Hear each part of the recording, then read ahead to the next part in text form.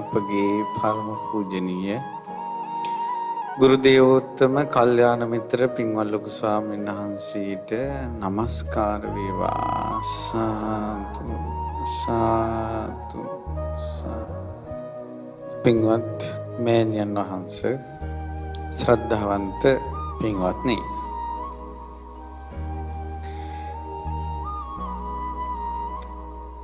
ඔබ ධර්මය අහන්ට පැමිණ තිබෙනවා. ඔබ ධර්මයේ වෙනුවෙන් කරන කැපවීමේ වැඩිපුරම කැපවීම කරන්නේ මේ හවස් කාලයේ. හවස් කාලයේ අවුව රස්නේ වැඩි වෙනකොට ඇඟ ටිකක් තැම්බිලා වගේ, ඒකත් මදිවට ආහාර ටිකක් කරන් බත් මතෙත් වෙවිලා නින්ද චුට්ටක් යාගෙන යනවා. දැන් ගෙදර ඉඳලා බණ ඇහුවනම් ওই වෙලාවට දහවතාවක්වත් ගිහිල්ලා මූණ හොදාගෙන ඇවිල්ලා ඊළඟට ඒ අතරතුර එක්කෝ පස්සේ බලන්න පුළුවන් කියලා හරි නවත්තලා, එහෙම නැත්නම් අයිනකට වෙලා ඉඳගෙන බණ නමස්කාර වේවා කියලා බණ පටන් ගන්නවා. සියලු දෙනාට චතුරාර්ය සත්‍ය අවබෝධ වේවා කියනකොට නැගිටිනවා. ඉතින් ඒ සාදුකාරය දීගෙනම නැගිටිනවා. ඒ නිසා ඊළඟට තමයි පුටුවක හෝ ඉඳගෙන කකුලක් පිට කකුලක් දාගෙන ෆෑන් එක ළඟටම අරගෙන තේ එකක් බිබි බණ අහනවා. ගෙදර හිටියනවා. මෙතන ඉඳලා එක තැන ඉඳගෙන දාඩිය වැක්කිරෙද්දී නිදිමත කඩකඩා ධර්මය අහන්න ඕන. ඇත්තටම ගෙදර ඉඳලා බණ 100ක් ඇහුවට වැඩිය ළඟට පැමිණ අහන එක බණ පදයෙන්, ළඟට පැමිණ අහන එක ධර්ම දේශනාවෙන් කුසල් ගොඩාක් රැස් වෙනවා. ළඟට පැමිණ ධර්මයේ ඇසීම ඒසා විපාකයි.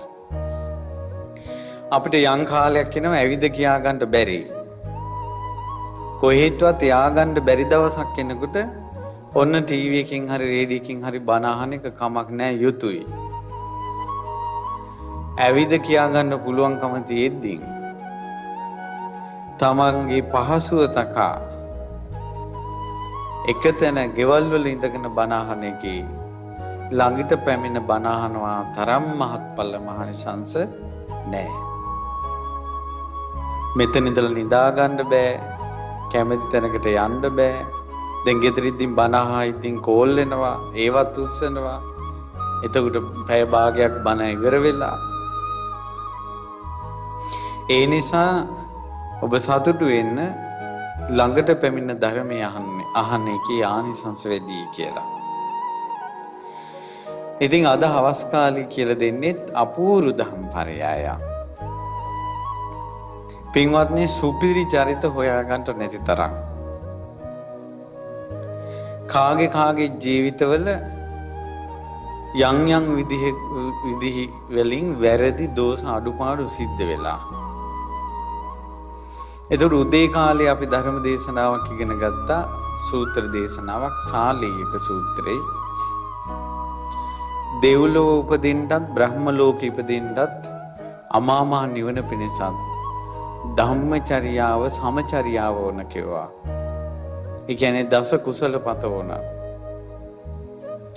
නිරේ දුගතියේ උපදින්නේ දස අකුසල පත නිසා, අධර්මචර්යා විසමචර්යාව නිසා. එතකොට ඒවා එකින් එක පානාතිපාතා කියන්නේ කුමක්ද, අදින්නා දානා කියන්නේ මොකක්ද කියලා වචනෙන් විස්තර කළා. ඔය ධර්මය අහගෙන යනකොට දැන් මේ ධර්මය ඇහෙන්නේ, ඒ විදිහට අහගෙන යනකොට පෙලක් අයට අනේ මං අතින් මෙහෙම වැරදි වෙලා තියෙනවා කියලා අතීතේ තමන්ට ධර්මයේ නොලැබුණ යුගයේ කුසල් ගැන හිතේ පිහිටලා නැති කාලේ වෙච්ච වැරදි අඩුපාඩු මතක් වෙන්න ගන්නවා. සමහරවිට මේක හිතට දැනුනේ අද නම් මේ පව් කරන්න හොඳ නෑ, මේක අපිට සුගතියටත් අන්තරායක් නිවනටත් අන්තරායක් කියලා තේරුණේ අද නම් සමහරට ඊයේ වෙන්න පුළුවන් වැරද්ද වෙලා තියෙන්නේ. නමුත් අද ධර්මයේ අහනකොට අර වැරද්දක් වෙලා ඒක මතකයට එනවා.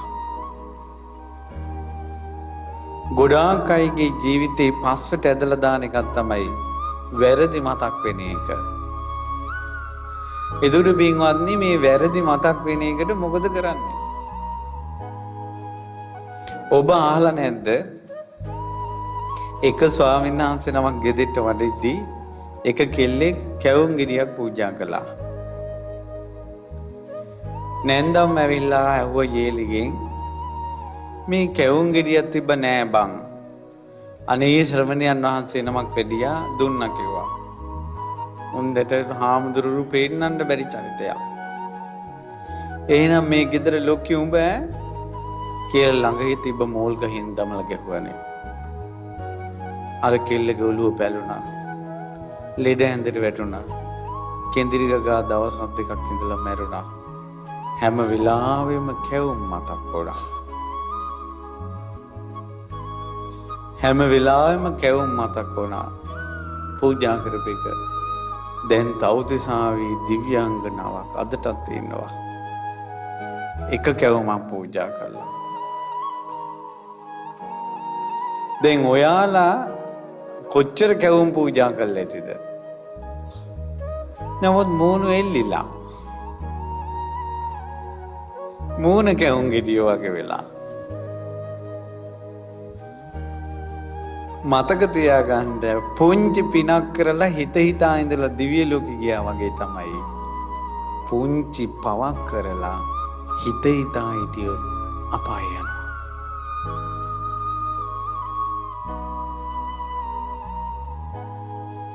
මේක පුදුම වැඩක්. දැන් කොහොමද මේකෙන් ගැලවෙන්නේ? තවත් උදාහරණයක්. එක රෙදි මසන්නෙක් හිටියා. ඔහුට ආසාවක් උපන්නා මම මේ මගේ අතින්ම රෙද්දක් වියලා ඒකින් සිවුරක් හදලා සංඝයට දෙන්න ඕන කියලා. ඔන්න රෙද්දක් කපු පුළුන් එකතු කරගෙන නූල් කඩලා රෙද්දක් හදලා කඩ කපලා සිවුර මහලා පාඬු ගහලා ලාස්සනට නවලා සොඳුරු සිවුර මහා සංඝයා විසිහි පූජා කළා. එකම එක සිවුරයි. සතුටුයි. පුදුම සන්තෝෂයක් හිතේ. ප්‍රීති. තේ සංඝයා දාන වර්ධනකට අර ඉස්සරහට ලස්සන සිවුර තියෙනවා. එතකොට මෙයාට හිතෙනවා මේ සොඳුරු සිවුර දැන් සංඝයා වහන්සේ නම පුරවගත්ත ගමන්ම කිලිටි වෙනවා. ඒ වගේ මම මේ සංඝයාට සිවුරක් පූජා කරලා පිරිසිදු කරගත්ත හිත රාග හිතක් ආවොත් කිලිටි වෙයි. ඒ නිසා මගේ හිත කිලිටි කරගන්න දෙන්නේ නැහැ කියලා හිතුවා. ඒ වෙලාවෙම හිතුවා මං දැන් දරු මල්ලෝ ඉන්න තාත්තා කෙනෙක් මේ. මං අද ඉඳලා බිරිඳ ළඟට යන්නේ නැහැ. දැන් ගෙදර යනවා. ගිහිල්ලා උන වැඩ කටයුතු කරලා රෑ පැදුරක් කරන් වෙනම නිදා ගන්නවා. එයා පැදුර එළුවේ මං කසාවතක් පූජා කරපු කෙනෙක්. මගේ හිත ගොඩාක් පැහැදුනා කරපු පිනට මං තවත් කාන්තාවක් එක්ක ඉඳලා මගේ පින් සිත කිලිටි කරගන්නේ නැහැ. එතකොට පැදුර දැන් බිම එල්ලලා නිදාගත්තා. ගෑණි කිව්වා මේ මොකද? ඇහුන්නේ නැහැ වගේ හිටියා. එතකොට මේ ගෑණිගෙන් ඇනුම් පද අහන්නේ සිවුර පූජා කරගත්ත හිත රැකගන්න. දවස් 2ක් 3ක් යනකොට හම්මෝ මේ ගෑණි කියන ඒවා ගොඩාක් නරක දේවල් කිව්වා. ඒ හැම එකක්ම ඉවසලා ඉන්නේ සිවුර පූජා කරපු පින්සිත කිලිටි කරගන්නේ නැහැ කියලා. ඔහොම කාලයක් යනකොට ගෑණි කිව්වා තෝ ඊට පස්සේ ගොඩාක් තෝ පිරිමියෙක්ද කියලා හොඳටම බැන්නා. බැනලා කිව්වා තෝ හිතන්න එපා අපිට කවුරුත් නැහැ කියලා. අපිට ඕන තරම් වස්තු තියෙනවා දරුවෝ දෙන්නත් තරම් මං යනවා කියලා මිනිහා දාලා ගෑණි ගියා. සිවුර පූජා කරපු එකේ විපින මේ ජීවිතේම විපාක දුන්නද නැද්ද? මේ ජීවිතේම විපාක දුන්නා. දැන් තනියෙන් උයා ගන්න ඕන. දුෂ්කරයිද පහසුයිද? එතකොට මතක් වෙන්නේ මොකද්ද? සිවුර. ලෙඩ වුණා කාලයක් ගිහිල්ලා බෙහෙතක් ගෙනත් දෙන්න කෙනෙක් නැහැ. දුෂ්කරයිද පහසුයිද? මතක් වුණේ මොකද්ද? සිවුර. මං සිවුරක් පූජා කළා. ලෙඩ ඇඳට වැටුණා. එක විදිහට ඉඳලා හැරෙන්න බැරුව මල මුත්‍රා වුණා. ඇඟ කුණු වුණා. පණුව ගැහුවා. මැරුණා. මඬ ගොඩෙන් එළුමක් මතු වුණා වගේ. තව්තිසාවේ ඉපදුණා. තව්තිසාවේ. මෙහි AC room වල හිනා වෙලා මැරෙනවා. නිරේ උපදිනවා. කුණු ගොඩේ මැරෙනකොට පණුව ගහලා මැරෙනකොට මිනිස්සු කියන්නේ නැති කටවල් තියෙනවනේ. අර ගෑණිට කරපු දේ අප්පා දැක්කනේ මේ ජීවිතේ විපාක දුන්න හැටි කියලා මිනිස්සු කියන්නේ නැති. හැබැයි එක සිවුරක් පූජා කරලා ඔබ සිවුරු ඔබගේ ජීවිතේ කොච්චර අටපිරිකර පූජා කළායිද? ඒ චෛත්‍ය හදලා බෝධි හදලා බණ අහලා අනිත් අයට උදව් කරලා කුටි හදලා ගොඩක් පින් ඔබට තියෙනවානේ. ඔබට නොතිබුණ එක සිවුරක් පූජා කරපු මනුස්සයෙක් තිබ්බ හැකියාව මොකද්ද? පැහැදීමක් නෙවෙයි. සිහි කර කර හිටපු එක. අපිට තියෙන ප්‍රශ්නේ මොකද්ද? පින් සිහි වෙන්නේ නැහැ. හැබැයි නිතර නිතර මතක් වෙනවා මොකද්ද? වැරදිච්ච ඒවා. මගේ අතින් මෙහෙම වුණා කියලා නිතර නිතර තමන්ගෙන් වෙච්ච අඩුපාඩු මතක් වෙනවා. හොඳ ඒවා මතක් වෙන්නේ නැහැ. මේක මනුස්ස සංහතියට බලපෑපෝ මහා ශාපයක්. සංසාරයේ යන සත්වයාට ශාපයක්. නිවන් දකින්න කැමති කෙනාට ශාපයක් මේ වැරදි මතක් වෙන එක. පරණ දේවල් අමතක කරන්න බැරි වීම. හැබැයි මේ වැරද්ද හදාගත්තේ නැත්තම් මේ පසුතැවිලි වෙන එක හදාගත්තේ නැත්තම් වැරදි මතක් වෙන එක හදාගත්තේ නැත්තම් මතක් වෙන්නේ රාගික දේවල් නම් කාමයේ මුල් කරගෙන වැරදි කරපු ඒවා නම් මැරුණට පස්සේ යයි නාග ලෝකේ.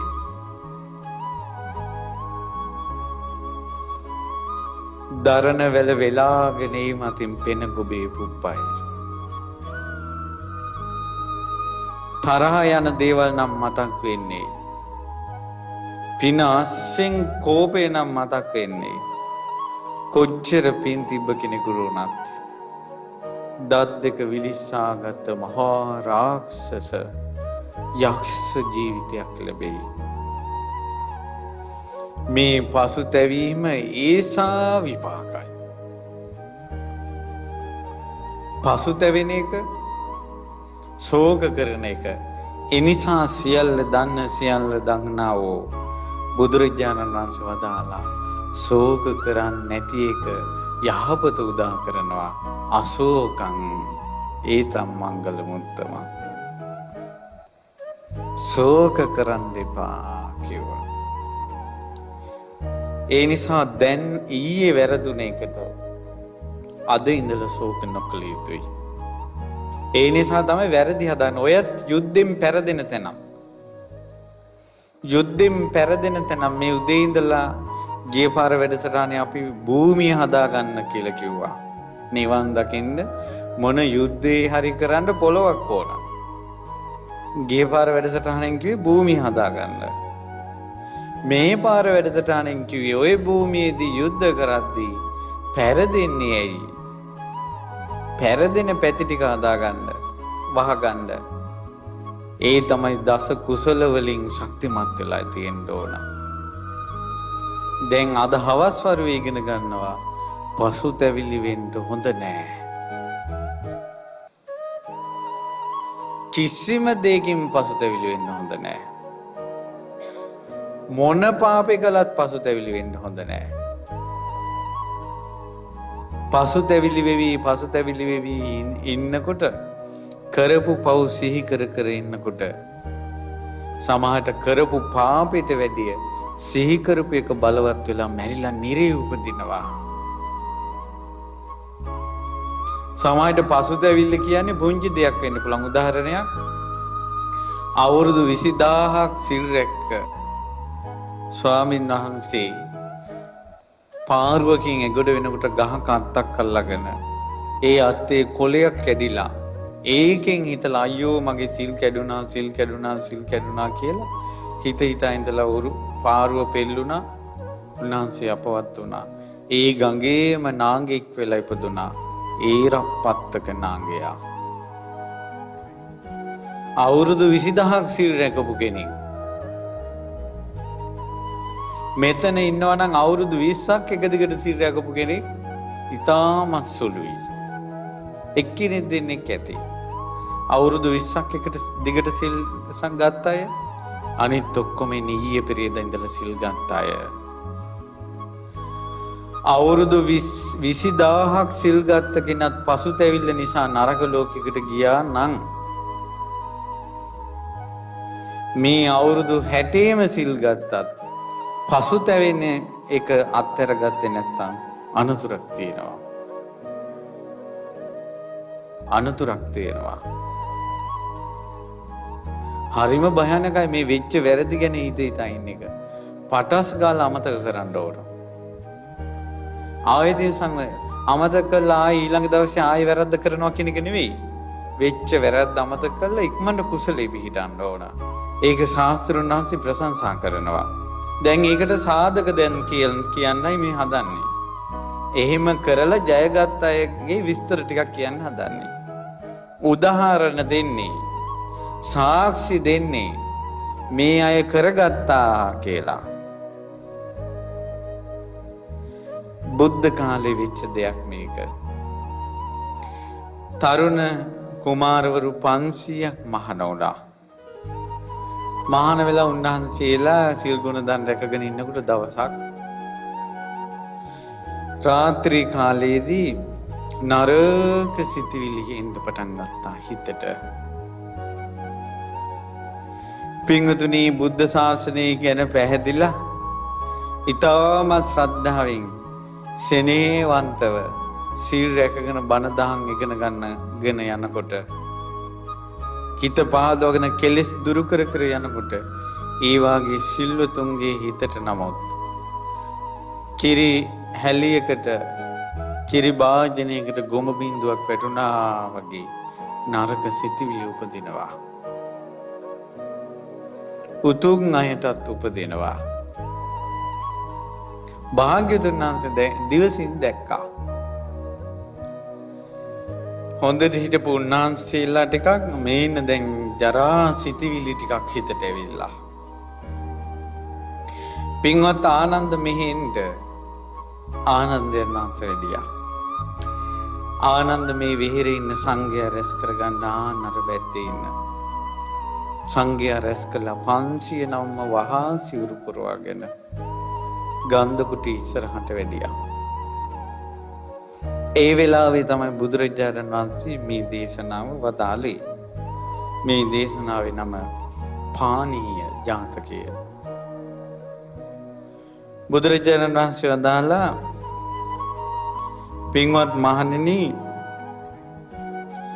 කෙලස් කියන එක පුංචි කියලා, කෙලස් කියන ඒවා පුංචි කියලා ඒව හිත හිතා ඒකේ ඉන්න එපා. ගොඩාක් අනතුරුයි, භයානකයි කෙලස්. පුංචි කෙලෙසේ වුණත් හිත හිතා ඉන්න එක. ඒ නිසා පින්වත් මහණෙනි, ක්ලේශය අත්හරින්න, ක්ලේශය අත්හැරලා සංවේගී උපද්දවගෙන දහම් මඟට ආයෙ හිත ගන්න ඕන. ඉස්සර වෙච්ච දෙයක් කියන්නම් පින්වත් මහණෙනි කියලා. අතීතයේ බ්‍රහ්මදත්ත රජතුමාගේ කාලේ බරණැස් නුවර, මේක පින්වත්නි ඔබ හොයන ප්‍රශ්නයකට උත්තරයක් මේ තියෙන්නේ. දැන් ඇත්තටම අපි ගොඩාක් දුරට මට අර දේශනා මාලා කරලා හුරු නෑ. ගොඩාක් ධර්ම දේශනා අපි කරන්න කැමති වර්තමානයේ පවතින ගැටලු වලට භාග්‍යවතුන් වහන්සේ කුමක් වදාළසේක්ද? එතකොට බුද්ධ ශාසනයට පිවිසෙනවා. එතකොට දැන් මේ තියෙන ප්‍රශ්න තමයි වැරදි මතක් වෙන ඒවා ගැන. ඔන්න අතීතයේ බ්‍රහ්මදත්ත රජුන් කාලේ එක්තරා මානවකයෝ දෙන්නේ හේන් කොටනවා. පායන කාලේ ලබු කබල් දෙකකට වතුර ටිකක් අරගෙන ගිහිල්ලා හේන් කොටනවා. වතුර නැහැ. අර ගෙනිච්ච ලබු කබලෙන් වතුර ටිකක් බොනවා. දෙන්නගේ. හැන්දෑ වෙනකල් ලබු කබල පරිස්සම් කරගන්නත් ඕන බොණ්ඩ වතුර ටික. එක්තරා මානවකෙක් හේන කපල වතුර ටිකක් බීලා එන්නම් කියලා ගිහිල්ලා අර ලබු කබල් දෙක එක ළඟනේ තියෙන්නේ. මගේ වතුර ටික ඉවර වෙයි කියලා මොකද කොල්ලේ එහා පැත්තේ ලබු කබලේ වතුර ටික බිව්වා. ඊට පස්සේ දැන් ගානක් නොවෙන්න බිව්වා. අර උදේ කිව්වි අර තාත්තලා ගෙදරට බෝතල් ගේනකොට පුතාලා නොදැනෙන්න පොඩ පොඩ ගන්නවා කියලා. ඉස්කෝලේ යන ළමයි. තාත්තා බෝතල් දෙක තුන ගෙදර ගෙනල්ලා තියෙනකොට තාත්තට නොදැනෙන්න ඒ බෝතල් වලින් පොඩ පොඩ ගන්නවලු. එතකොට මත්පැන් මත්ද්‍රව්‍ය භාවිත එක පවක්, හොරකම එක පවක්, තාත්තට කරපු වංචාව එක පවක්, මේ විදිහට අකුසල් පැටව ගන්නවා උන්න පඳුරක් වගේ. මෙතනත් එහෙම එකක් වුණා. මෙතන උනේ දේ තමයි යාළුවාගේ ලබු කබලේ තියෙන වතුර ටික බිව්වා. වතුර ටික බීලා දැන් ඔන්න හේන් කොටලා හැන්දෑවේ නා කියාගෙන පැල් කෙටියට ගියා. පැල් කෙටියේ ඉඳලා කල්පනා කළා අද මං දවස කොහොමද ගත කළේ? මගින් කාටවත් වැරද්දක් වුණාද කියලා මතක් කරනකොට ආන්න කිරි ටිකට මැස්සෙක් වැටෙනා වගේ වෙනමම පේනවා. මොකද්ද? වතුර හොරකම් කරපු එක. මේ මානවකයා සංවේගයටපත් වුණා. කල්පනා කළා මේ වාගේ පව්කන්නම් මං දිගින් දිගට ආයෙ කළොත් නිරයෙන් තමයි නවතින්නේ, අපායෙන් තමයි නවතින්නේ.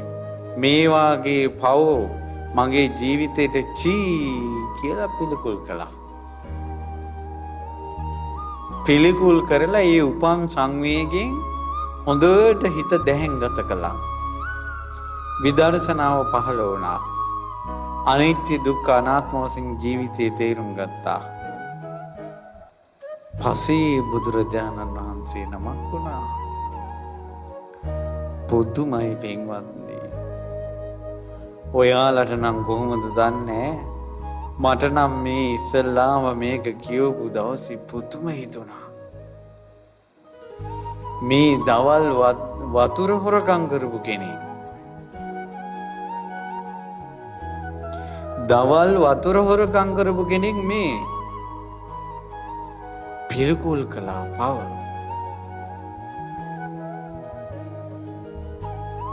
පසේ බුදු කෙනෙක් වුණා. දැන් වතුර හොරකම් කළා මං අද වතුර හොරකම් කළා කියලා ඒක හිත හිතා ඉඳින් මැරුණා නම් කොහෙද උපදින්නේ? එක්කෝ නිරේ නැත්තම් උකුසෙක්වත් වෙලා උපදිනවා. පව පිළිකුල් කරලා යහපතට හිතට ගත්ත නිසා පසේ බුදු වුණා. පසේ බුදු වුණා. එහෙනම් යම්කිසි කෙනෙක් පව අමතක කරලා පව පිළිකුල් කරලා කුසලයට ආවොත් සෝවාන්වත් වෙන්න බැරිද? අඩුම තරමේ දෙව්ලෝකටවත් පැන ගන්න බැරිද? ඒකාන්තයෙන් පුළුවන්. හැකියාව තමයි පව පිළිකුල් කොට අමතක කරන එක. මානසිකාර නොකරන එක. ඊට පස්සේ දැන් පැල් ගෙඩියේ හඳ මණ්ඩල වගේ මුව මණ්ඩල. අනිත් යාළුවා පැල් ගෙඩියේ ඉඳලා කිව්වා හඳ ඔයාගේ මූණ හරි ලස්සනයි. මොකද කියලා ඇහුවා. නිහඬව හිටියා. ඊට පස්සේ උදේ යන් හේන් කොටන්න කිව්වා. කිව්වා මුනිවරු හේන් කොටන්නේ නැහැ. ඊට පස්සේ ඔබ මේ හරි අමුතු වෙන්නේ. පසේ බුදුරු එහෙම තමයි කිව්වා. පසේ බුදුරු කියන්නේ කසාවත් දරාගත් උත්තමයෝනි කිව්වා. ඒ උත්තමයා මේ හිස පිරිමදිනකොටම කෙස් අතුරු දහන් වෙලා සිවුරු පෙරවිලා පාත්‍රය අතට ආවා. ආකාශයට පැන ගිහලා ඉරිදිහින් ගන්ධමාන පර්වතයට වැඩියා. පසේ බුදුරජාණන් වහන්සේලාම වැඩ ඉන්න හිමාලය පර්වතය ගන්ධමාන පර්වතයට වැඩියා. ඊට පස්සේ අර මානවකයාට හිතා ගන්න බෑ මොකද්ද මේ උනේ කියලා. එයාත් හේන් කොටලා දැන් වැඩක් නැහැ හේන් කරලා කියලා දවල් කාලේ වතුර ටිකක් නාලා ගමට යන්න ගියා. පුදුම සිද්ධි වෙන්නේ. ගමට යන්න හදනකොට මහන්සි අම්බලමක නැවතුණා. තරුණ යුවලා පාරේ යනවා. කෙල්ල ලස්සනයි. අර ලස්සන කෙල්ල දැක්ක ගමන් අම්බලමේ නැවතිලා හිටපු කොල්ලට හිතුණා මේ කෙල්ල නම් ලස්සනයි කියලා. ඊට පස්සේ කල්පනා වුණා මේ වගේ කෙල්ලෙක් හිටියනම් මට කියලා. අර ස්ත්‍රිය අත්පත් කර ගැනීම සහ ඒ ස්ත්‍රිය සම්බන්ධව කාම නිස්ෘත හැඟීම් පහළ වුණා. විමසෝ එතකොටම ටිකක් වෙලා යනකොට ඉක්මනට කල්පනා කරලා බැලුවා අම්මෝ ජරා සිතවිල්ලක් ඇවිල්ලාද මගේ හිතට ජරා සිතවිල්ලක් ඇවිල්ලානේ. මේ ජරා සිතවිල්ල මං හිතා හිටියොත් එහෙම දැන් මැරුණොත් නිරේ උපදී. අම්මෝ මේවා හිතන්න හොඳ නෑ ජී කියලා පිළිකුල් කරලා හිත සංවේග වුණා. හිතට එකපාරම සමාධි අරමුණ ගෝචර වුණා. විදර්ශනාව ගෝචර වුණා. පසේ බුද්ධත්වයටපත් වුණා. උන්වහන්සේත් ඉරිදීන් එඩියා. අනේ ආශ්චර්යයි මේ හිතේ තියෙන මේ කෙලෙස් යුද්ධය සහ හිත හසුරුවන විදිහ. මේක අద్භූත ක්‍රීඩාවක්. හිත හදාගන්න විදිහ. දැන් මේ පසේ බුදුරජාණන් වහන්සේ මේ හෝරාවකට කලින් ගෑණියෙක් ගැන අනුන්ට අයිති ගෑණියෙක් ගැන ජරා හිතවිලි හිත හිටපු කෙනෙක්. එහෙම මුල් කරගෙන විදර්ශනාව වැඩුවනේ. මේකනේ පුදුමේ. මේකනේ පුදුමේ. හිතා ගන්න බෑ මේ ලෝකේ. ඔන්න ඔය අතරේ ගම්වැසියෝ දෙන්නේ තාත්තයි පුතයි කැලේ යනවා. ඒ කැලේ හොරු ඉන්නවා. මිනිස්සු දෙන්නෙක් ගියොත් තාත්තයි පුතයි නම් තාත්තා නවත්තාගෙන පුතා ගමට යවනවා ගිහිල්ලා වස්තු අරන් වලින් තාත්තා ඕනේ නම්. ගුරුවරයයි ශිෂ්‍යයයි ගියොත් එම ගුරුවරයා නවත්තාගෙන ශිෂ්‍යයා යවනවා ගුරුවරයා ඕනේ නම් ධනිය අරන් වලින්. සහෝදරයෝ දෙන්නෙක් ගියොත් එහෙම වැඩිමල් කෙනා තියාගෙන බාල කෙනා යවන බාල කෙනා තියාගෙන වැඩිමල් කෙනා යවනවා වස්තු හොයාගෙන වරින් මේක බේර ගන්න ඕනේ නම්. අර තාත්තයි පුතයි ওই කැලේට ගොඩ වුණා. ගොඩ වෙලා කිව්වා මේ කැලේ මෙහෙම ඉන්නවා හොරු. ඒ නිසා අපි බැරි වෙලාවත් අහු වුණොත් එහෙම උඹ කියාපන් අඳුරන්නේ නැහැ කියලා. ඕන දැන් කැලේට ඇතුල් වුණා. හොරු ටික වට කළා. ජීපියවුද පිකවුද කියලා. ඊට පස්සේ කිව්වා අනේ කවදාවත් නම් දැකලා නෑ. මොකද්ද කිව්වේ දැන්? බොරුවක්. පචයක් හැලුවා. ඕන දෙකක් කනට දීලා ඵලයෝ කියලා පෙන්නුවා දැන් දෙන්න. ආවා. පුතා කැලෙන් එළියට ඇවිල්ලා මහන්සියට නිදා ගන්න ගිහිල්ලා බැලුවා මගෙන් වෙලා තියෙන වැරදි මොනවද? අද දවස කොහොමද ගත වුනේ කියලා. පේනව වෙනම බොරුවක් කියපු එක. අම්මෝ මෙහෙම බොරු කියලා නම් අපායේ තමයි ඉපදෙන්න වෙන්නේ. නිරේ තමයි ඉපදෙන්න වෙන්නේ. හොඳක් නම් වෙන්නේ මේ විදිහට පව් කරන්න ගියොත් කියලා. චී කියලා පව් පිළිකුල් වුණා. අවංකව වෙන්න ඕන චී කියන එක. අප්පිරියාව පිළිකුල් බව අවංක වෙන්න ඕන. එපා වෙන එක. ඊට පස්සේ එයාගේ හිතත් සමාධිමත් වුණා. විදර්ශනාවට නැමුණා. ඔහුද පසේ බුදු වුණා. අපූරුයි. අපූරුයි. ඉතින් ඒ නිසා ඊට පස්සේ ඔන්න එක ගමක ගම්මුලාන්දෑනියෙක් ඉන්නවා. ගමේ මිනිස්සු යාග හෝම කාලයක් ආවා. ඒ යාග හෝම කාලේ ගමේ මිනිස්සු ඇවිල්ලා ගම් ප්‍රධානියාගෙන් ඇහුවා අපි යාග හෝම කරන්න. උඹලා කලින් කරපු විදිහට කරපල්ලා කිව්වා. මේ සත්තු මැරුවා මැරිල්ලක්. හවස් කාලේ ගම් ප්‍රධානියා අර යාග හෝම භූමියට යනකොට සත්තු ගොඩාක් මරලා.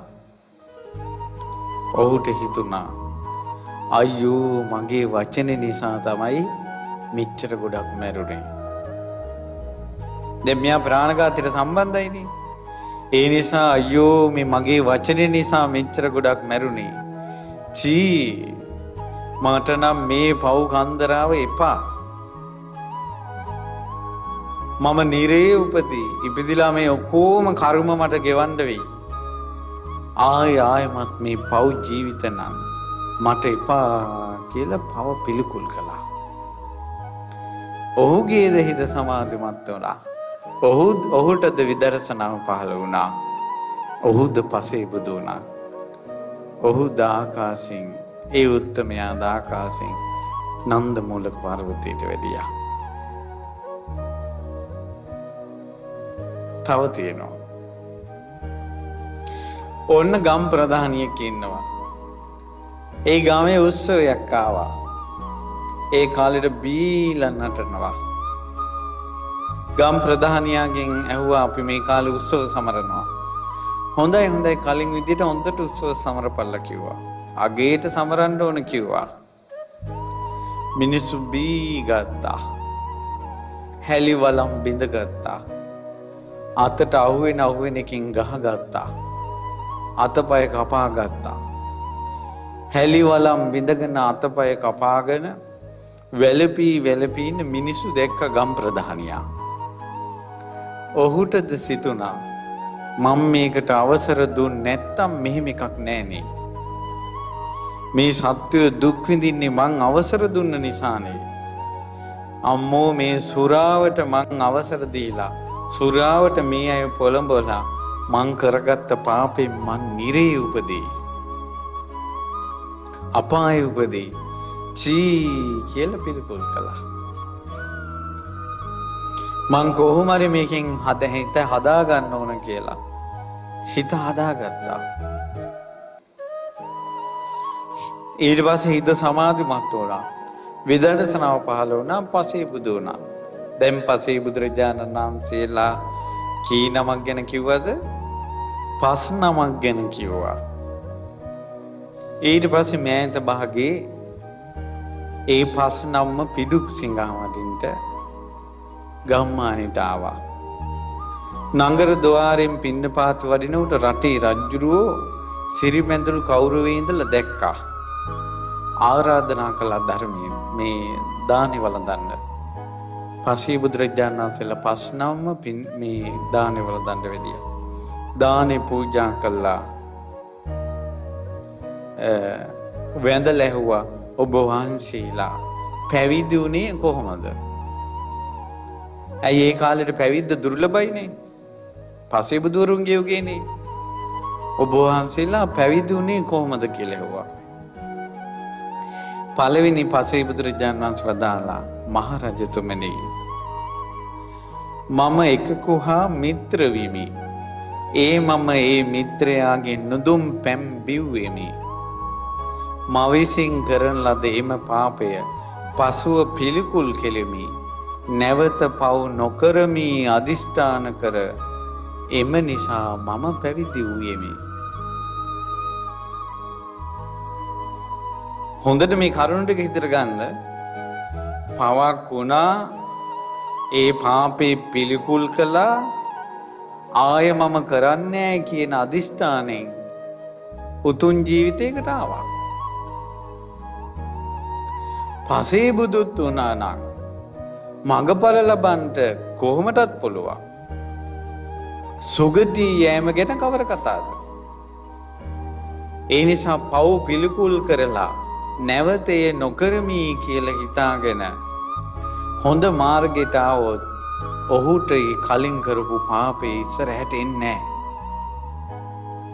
එන්නේ නැත්තේ ඔහු වැරද්දෙන් මිදීම එච්චර බලවත්. පැහැදිලි නේද? ඊට පස්සේ තියෙනවා අනිත් පසේ බුදුරජාණන් වහන්සේ වදාලා අනෙකෙකුගේ බිරිඳ දැක ඇය කෙරෙහි මට ඇල්මක් උපනේ. මවිසින් කරන ලදේ පාපය පසුව පිළිකුල් කෙරෙමි. නැවත පව් නොකරමි අදිෂ්ඨාන කර ඒහින් මම පැවිදි වීමි. ඇත්තටම මහාන වෙනවා නම් කොච්චර අරමුණුදනේ? කොච්චර අරමුණුද මහාන වෙනවා නම්? හැබැයි අද කාලේ මහාන වෙන්නේ නැත්තේ කට්ටිය අපේ අද කාලයට මෙහෙම නරක හිතවිලි සිතවිල්ලක්වත් එන්නේ නැතුව ඇති. ඔව් එන්නේ නරක දේවල් පාපේ සිතවිලි එන්නේ නැහැ.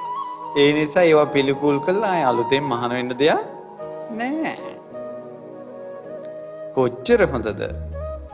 තුන්වෙනි කෙනා කියනවා පසේ බුදුරජාණන් වහන්සේ මහරජතුමනි මගේ පියා වනහි සොරුන් අල්ලා ගත්තේය. ඔවුන් විසින් විමසන ලද මම දැනම වෙනත් අයුරකින් ඔවුන්ට විස්තර කෙලිමි. මම විසින් කරන ලද ඒ පාපය පසුව පිළිකුල් කෙලිමි. නැවත පව් නොකරමි අදිෂ්ඨාන කර ඒහින් මම පැවිදි වීමි. හතරවෙනි කෙනා සෝම යාගේ එළඹ සිටි කල්ලි පරපණ නැසීම කෙලෙමු. මම ඔවුන් අනුදත්තෙමි. නැවත එම පව නොකරමි මම පැවිදි වූයෙමි.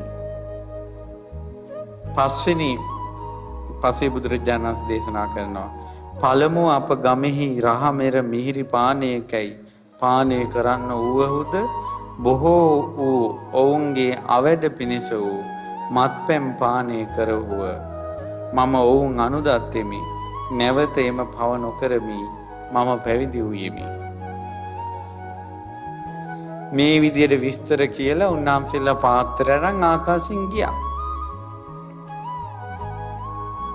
උන්වහන්සේලා වැඩියට පස්සේ රජ්ජුරුවන්ට රජ්ජුරුවන්ට හිතුණා මෙහෙම දේවලුත් පිළිකුල් කරලා මහාන වුණා නම්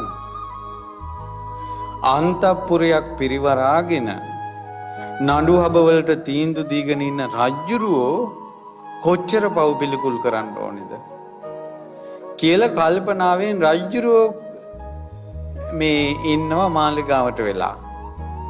එන්නකොට රජතුමාගේ හිත ටික මෙවලා සමාධිමත් වුණා, ධ්‍යාන ඇති වුණා. වෙනදා හවසට මහබිසෝගේ මාලිගාවට රජ්ජුරුවෝ එනවා. අද රජ්ජුරුවෝ නෑ එන්නේ. අද මහබිසෝ ළඟට එන්න දවස. අද එන්නේ නෑ. මහබිසව මොකද මේ අපේ රජ්ජුරුවන්ට වෙලා තියෙන්නේ කියලා බලන්න රජ්ජුරුවන්ගේ මාලිගාවට ආවා. එනකොට මහ රජ්ජුරුවෝ අර සමාධිය උපද්දවගෙනනේ රජ්ජුරුවෝ කිය ඉනවා මම කාම සම්පත් සේවනය කරන්නේ ධ්‍යාන සෝයේ වැනි වූ සැපතක් නොලදෙමි. දුගඳ වූ පසමිතුරන් නැමැති බොහෝ කටු ඇති මහත් වූ කාමයට නින්දා වේවා.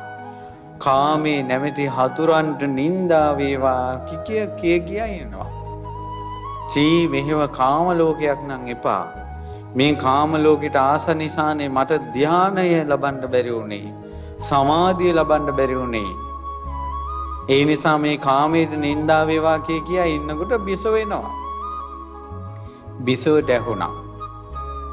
බිසව දැක්ක දවල් කාලේ රජුරෝ පසේ බුදුරජාණන් වහන්සේලාත් එක්ක අමුතු කතාවක ඉන්නවා.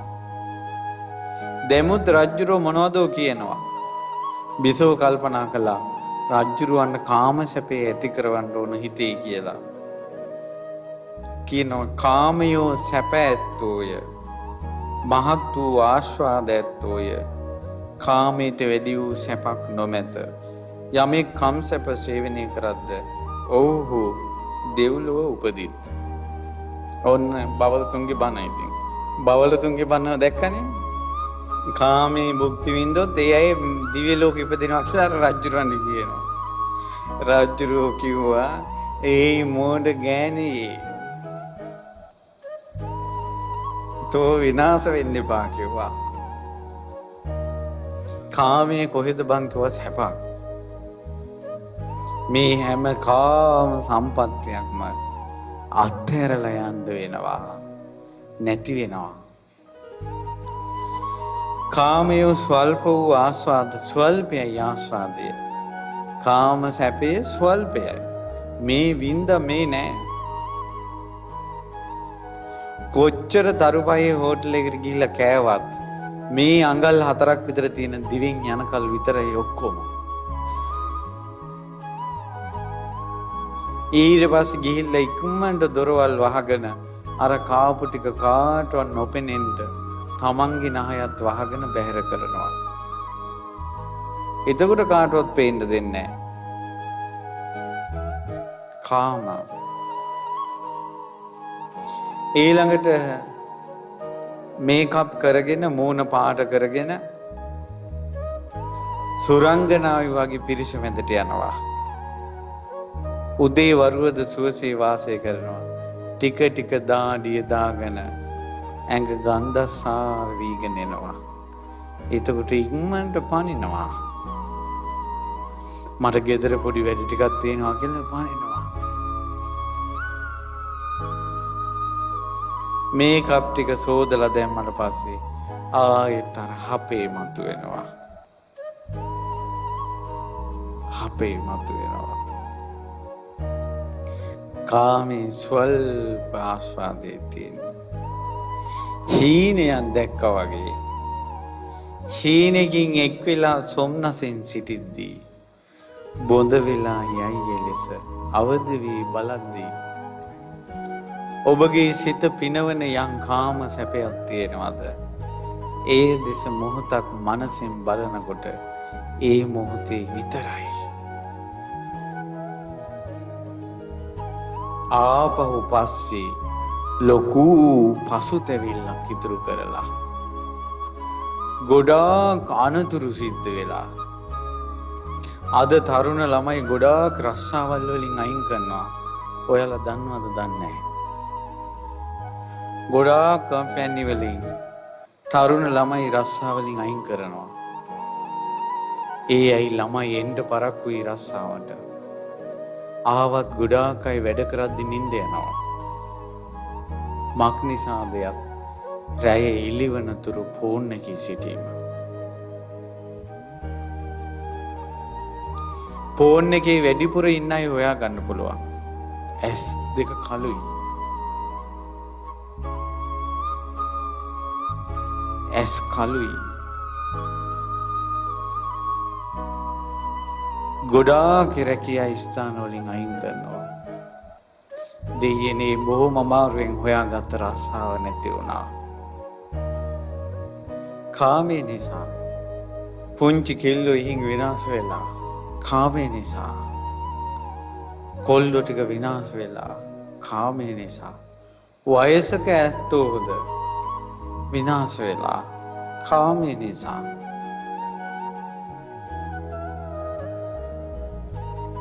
කාමයන්ට වැඩි වූ දුකක් නැත. යමෙක් කාමයන් ඇසුරු කරද්ද ඔහු නිරේ උපදිත්. රෑ එළි වෙනකල් ඔය ගෑනු දිහා ෆෝන් වලින් බල බලා ඉඳලා ඔය වෙලාවෙ මැරුණොත්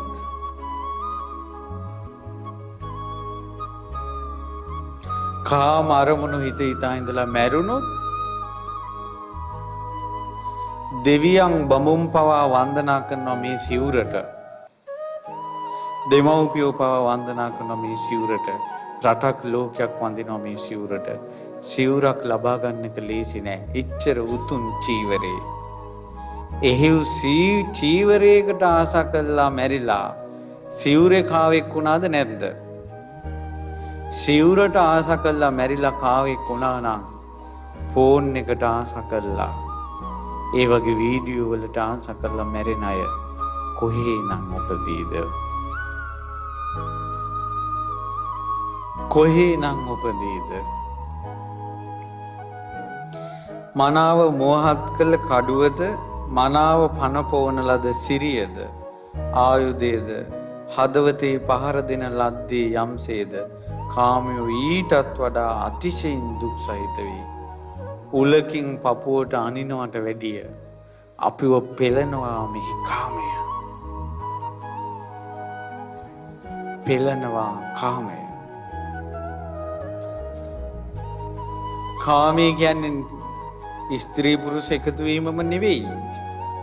ඉඩකඩම් වල තියෙන ආසාව, දරුවන්ට තියෙන ආසාව, දරුවෝ මතක් වෙද්දී පපුව පිච්චෙන එක, ඉඩකඩම් මතක් වෙද්දී පිච්චෙන එක, තමන් හම්බ කරපු ධනෙ අනිත්‍යයෙන් විනාශ කළා කියලා සීකර කර ඉන්න එක, අපේ වස්තුව නැසුණා කියලා සීකරන එක, අපිට මේ වාගේ අරුන් හදිහුනියම් කළා කියලා සීකරන එක, මේ ඔක්කොම කාමය නිසා. ඊට පස්සේ පුරුෂයෙකුගේ ප්‍රමාණයටත් වඩා වැඩි. දැන් බලන්නකො කාමයේ කියන එක පපුවට උලකින් අයින්නවා වගේ සමාධිය උපද්දවගත්ත කෙනාට පේනවා. පළවෙනි ධ්‍යානෙ යම් කෙනෙක් උපද්දවගත්තොත් එයාට උලෙන් ඇන්න වගේ තමයි රාග අරමුණක් සිහි වෙන එක පේන්නේ. නමුත් ලෝක සත්වයාට නිතර රාග අරමුණු මේ එනවා ඒ අයට පේන්නේ නැහනේ. හේතුව එතනින් එහා විමුක්තියක් ලැබලා නැති නිසා.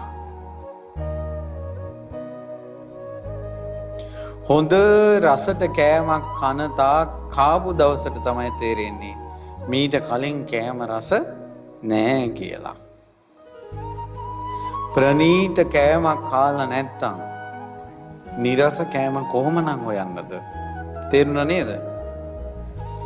ඊට පස්සේ දැන් සූත්‍ර වලින් ධර්මයේ දේශනා කරන එක බුද්ධ දේශනාවට මුල් තැන දීලා ධර්මයේ දේශනා කරන එක ලොකු ස්වාමීන් වහන්සේ තනියම ආරම්භ කරන තාක්කල් සූත්‍ර වලින් බණ කියන්නේ හිතන ඒවා කියනවා කියලා අපිට හිතුන්නේ නෑනේ. අපි කියන ඕන එකක් අහගෙන හිටියනේ. කියන ඕනම එකක් අහගෙන හිටියනේ අපි. ඊට පස්සේ මේක බුද්ධ ශාසනයට ගැලපෙනවද නැද්ද කියලා අපි දන්නේ නැහනේ. අපි දන්න සමහර පන්සල් වල කාවාඩි හිටන් නටනවනේ. ගිනි පාගනවනේ. පොල් ගහනවනේ. එතකොට අපිත් ඒව බලන්න ගියානේ. අපිත් ඒ ගිනි මැල මැදින් ගියානේ. උතුම් දෙයක් පහළ වෙනකල් නීච දේ තේරෙන්නේ නැහැ. ඒ නිසා කාමය කියන්නේ උලක්, ගිනි අඟුරු වලක් කියලා කාමෙන් නිදහස් වෙනකල් තේරෙන්නේ නැහැ. පුරුෂයෙකුගේ ප්‍රමාණයටත් වඩා වැඩි දැල්වෙන්නා වූ අඟුරු වලත් දවස පුරා ගිනියම් කළ හී වැලත් යම්සේද කාමය ඊටත් වඩා අතිශයින් දුක් සහිතයි. මිනිස්සෙක් වැහෙන්න තරම් අඟුරු ගොඩකට දැම්මා. රත්තු යකඩ වැලකින් එතුවත් ඒව එච්චර පිච්චෙන්නේ නැහැ කියනවා. නමුත් කාමයේ නිසා පිච්චෙනවා කියනවා. පින්වත්නි, මෙතන ඉන්න තරුණ දරුවන්ට අනාගතය ආරංචි වෙයි. වයසකයිට නම් එච්චර ආයුෂ නැහැ ඔයාලට. තරුණ කට්ටිය ටික කාලයක් හිටියොත් මේ යන ක්‍රමයට ගියාට පස්සේ මේ යන විදිහට කාම ලෝකෙ ගියොත් තමන්ගෙම තාත්තගෙන් දුව විනාශ වෙලා තාත්තා කම්මුලට අත තියාගෙන කල්පනා කරනවා මම මොකද්ද මේ කළේ කියලා. තමන්ගේ ලේවලට ජාතක දුව කියන සංඥාව ඉපදෙන්න දුන්නේ කාම ගින්න. උපදිනවා.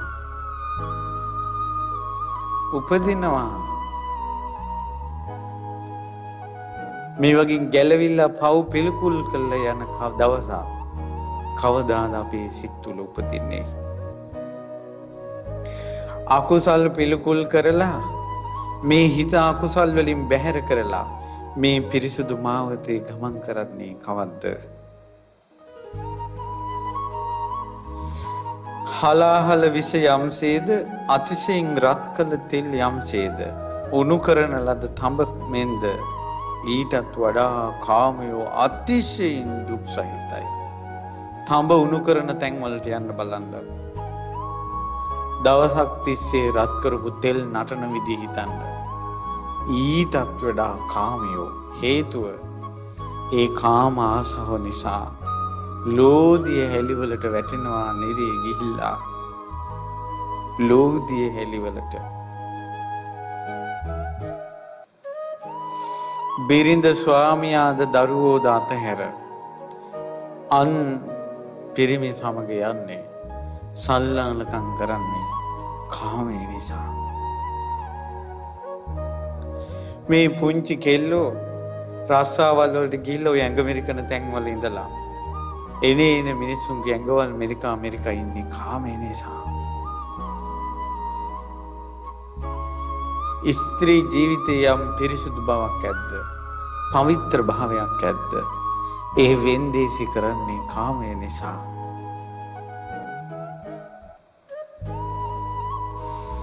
මේක කියනකොට තරුණ පුතෙක් මගෙන් ඇවිල්ලා ඇහුවා,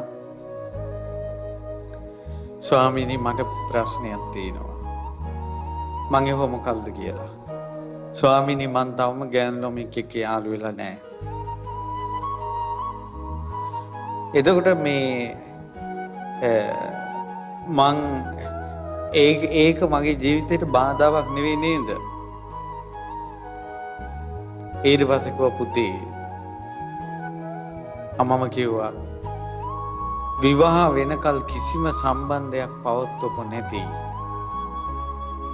හොඳ පිරිමි පුතෙක් ඉන්නව හිටියා කිව්වොත් ඒක ආශ්චර්ය කාරණයක්. උඹගේ කල වයස එනකොට උඹගේ කල වයස එනකොට ගෙවල් වලින් අදාළ කෙනෙක් උඹට ගෙනත් දෙයි. පුතේ මේ ලෝකේ යම් ධර්මයක් තියෙනවා. ධාතු එකතු වෙනවා. හොඳ හොඳට එකතු වෙනවා. නරක නරකට එකතු වෙනවා. උඹ ඉගෙන ගන්න ගමන් පවිත්‍රව ජීවිතේ තියාගෙන හිටියොත් උඹ වගේම පවිත්‍රව ජීවිතේ තියාගෙන ඉන්න කෙල්ලෙක් උඹට හම්බ වෙනවා. ඒක කර්මයෙන් කරන්න. යම් දවසක උඹට ගැටලුවක් කරදරයක් කංකටොල්ලක් එනකොට සෑයක් බෝධියක් වැඳලා පහනක් දැල්වලා මං විවාහ වෙනකල් මගේ ජීවිතේ කෙලෙසන් ගත්තේ නෑ. මම මගේ හිත පවිත්‍රව රැගෙන ආවා. මව්පියන් විසින් කරලා දුන්න විවාහයේ මං යෙදී වාසය කරන්නේ. ඒක සත්‍යයක් සත්‍යානුභවයෙන් මේ උවදුරු දුරු වේවා කියනකොට මුළු තවතිසාවම හෙල්ලෙනවා. ඒ සත්‍ය බලයට මං කිව්වා උඹ පුළුවන් නම් රැකියන්න. උඹ පුළුවන් නම් රැකියන්නේ. එච්චරටම ලෝකය වෙනස් වෙලා විවාහ වෙනකල් පවිත්‍රව ඉන්න එක. මව්පියන් විසින් හොයලා සුදුසු කෙනෙක් දෙන එක. ඒ ලෝක ධර්මතා. ඉතින් ඒ නිසා මේ කාමේ පෙළකයි ඉන්නවා. ඉතින් එහෙම කාමේ මැඬ කාමේ මැඬ ඉන්න චරිත තියෙනවා. ඊට පස්සේ මොකද කළේ? දේවියට කතා කරලා ඒ විදිහට කියලා දේවින් අන්තිට කිව්වා දැන් ඔය කෑමේ සැපයි කිව්වනේ. එහෙනම් ඇමති මණ්ඩලෙත් එකතු වෙලා ඔහි රජකම කරන්න කියලා මහදේවින් අන්තිට රජකම දීලා රජුරෝ ගියා හිමාලයට. දේවින් අන්තිත් බණ කියන්නේ කියලා හොඳ වැඩේ කරගත්තේ.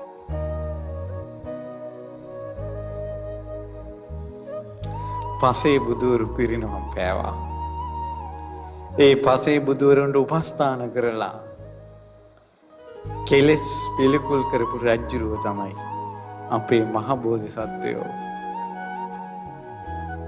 හොඳවයි නමුත් බණපද අහගත් දෙවියන් වහන්සේ තමයි යසෝදරා. දැන් සංසාරේ අර වාගේ යන්න හදනකොට මොනවත් කියලා මට්ටු වුණ යසෝදරා මේ ජීවිතේ නම් වචනයක් කියන්නේ ආය. මේ ජීවිතේ නම් වචනයක් කියන්නේ ආය. ඉතින් පින්වත්නි කියන්න ගියේ පිළිකුල් කරන එක. පාපේ පිළිකුල් කරන එක අවශ්‍යයි.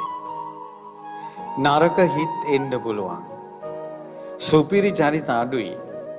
නෑම කියන්නේ ඉන්නවා. අතිශයින් අඩුයි.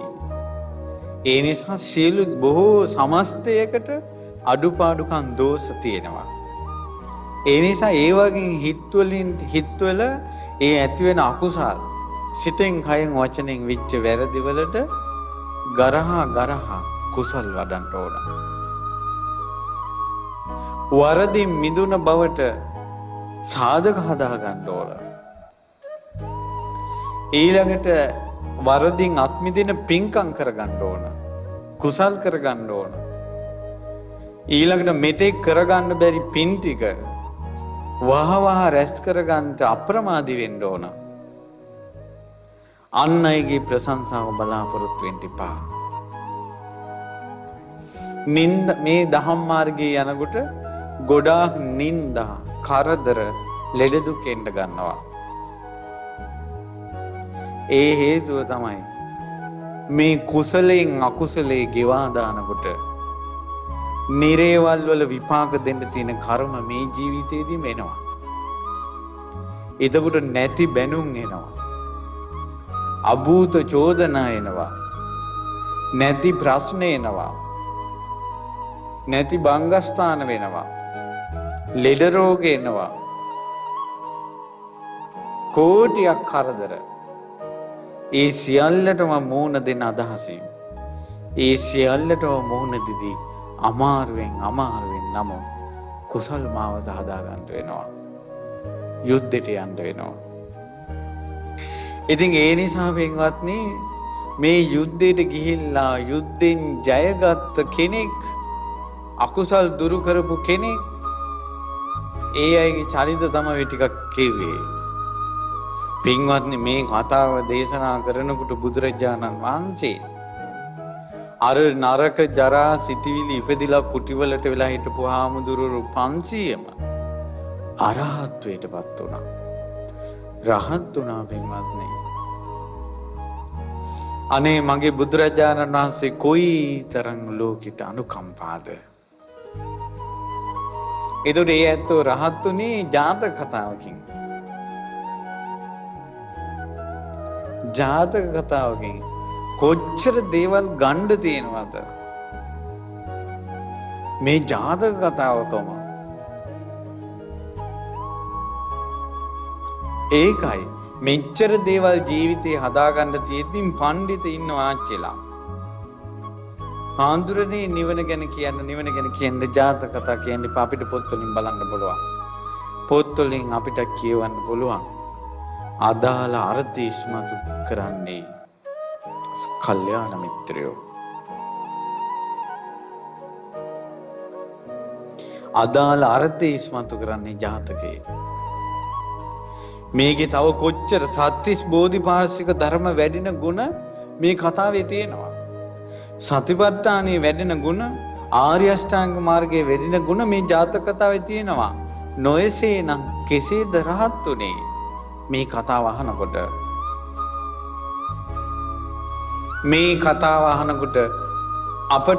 මටත් මගේ ජීවිතේ කෙනෙකුට හිතුණා නම් මටත් මගේ ජීවිතේ අහවල් අඩුපාඩුවට පිළිකුල් කරලා මම මේක හදාගන්න නැත්තම් හොඳයි කියලා එක්කෙනෙකුට හරි හිතුණා නම් ඔවුන්ට දහමේ උණුසුම හරි තියෙනවා. ඒ අයට දහමේ රස්නේ වදිනවා. ඒකයි දහමේ රස්නේ වදිනවා. ඊට පස්සේ මොකද උනේ පින්වත්නි? මේකට සෙම්පතියක් ඇසුරු කරන්න ඕන. ওই වැටිච්ච චරිත ගොඩ ගන්න මේ බුද්ධ ශාසනයේ සෙම්පතිය පහළ වුණා. වැරදි වලින් නැගී හිටින්න සාක්ෂි දෙන්න සෙම්පතියෙක් පහළ වුණා. වැටිච්ච අය කෝටියක් ගොඩගත්ත සෙම්පතියෙක් පහළ වුණා. ඒ තමයි අංගුලිමාල මහරහතන් වහන්සේ. අංගුලිමාල මහරහතන් වහන්සේ තමයි වැරද්දට යොමු වෙච්ච කෝටියන් දෙනා උස්සලා උඩට ගත්ත උත්තමයා. වරදින් නැගී හිටින්ට සාක්ෂි දුන්න උත්තමයා. උන්වහන්සේ අහිංසක වෙලා ගුරු වචනේ නිසා ගද්දරා මේ කඩුවත් අතට අරගෙන මිනිස්සු මරමරා ඇඟිලි කැපුවා. හම්බෝ කොච්චර රෞද්‍ර බවක් තියෙන්න ඕනේද? ඇඟිලි කපා එක ඇඟිල්ලක්ද දෙකක්ද? සාමාන්‍ය මස් උනත් කපනකොට හිතට හිරිකිත බවක් එන්නේ නැද්ද?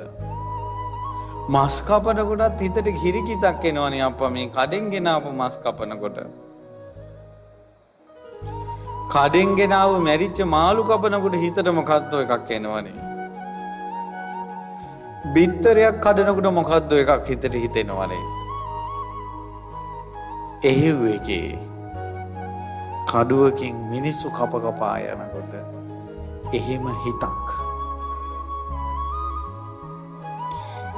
හිතක් දමනය කළානේ මේ බුද්ධ ශාසනය. ඊට පස්සේ බුදුරජාණන් වහන්සේගේ පිටිපස්සේ කඩුවක් අමෝරාගෙන 3 යොදුනක් දිව්වා කිලෝමීටර 30. ඒ අකුසල ඔක්කොම බැහැර කරලා අමතක කළානේ අප්පා. ඒ නිසා අකුසල් අමතක කරපු, පෙර වැරදි අමතක කරපු මෙහෙම මුනිවරයෙක් නැහැ අංගුලිමාලයන් වහන්සේ තරම්. සරණයන්ට ඒ උත්තමයාගේ නම හිතින් නිතර කියන්න. ඒ උත්තමයාගේ ශ්‍රී නාමයට පහනක් දල්වන්න. ඒ උත්තමයාගේ ශ්‍රී නාමයට නිල් පාට මලක් පූජා කරන්න. ඊට පස්සේ උන්වහන්සේ මහාන වෙලා උන්වහන්සේ වඩිනකොට අහකට ගහන ගල් ඇවිල්ලා ඇඟේ වදිනවා. මං බණ පොතේ අටුවාවෙන් බැලුවා කොච්චර දුරද වදින්නේ කියලා. දක්ෂ දුනුවායෙක් ඊතලයක් අරගෙන විදිනවා. එතකොට ඒ ඊතලේ වැටෙන දුරක් තියෙනවානේ විදපු තැන ඉඳලා. එච්චර දුර ඇතුළත ගහන ගල ඇවිල්ලා අඟුලිමාලයන් වහන්සේගේ ඇඟේ වදිනවා. හම්මෝ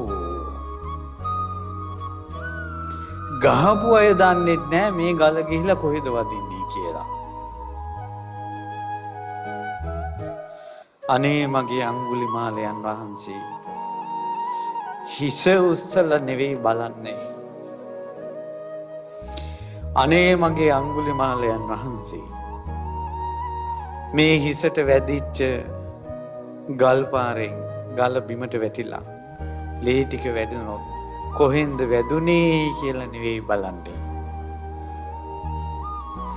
දවසින් දවස අලුත් පාත්‍ර අතට ගනිද්දී අනේ ගෙල් පහකින් දානේන්දි පහක් වැටිද්දිලා පාත්‍රයට ඒ පාත්‍රයට අහක යන ගලක් වැටුණාට පස්සේ බත් ටික වැලි ටිකක් කිහිරුවා වගේ බිම විසිරිලා යද්දී අනේ මගේ අඟුලිමාලයන් වහන්සේ අද දවසට දානේ කොහින්ද කියලා හිතුවේ නෑනේ අප්පා.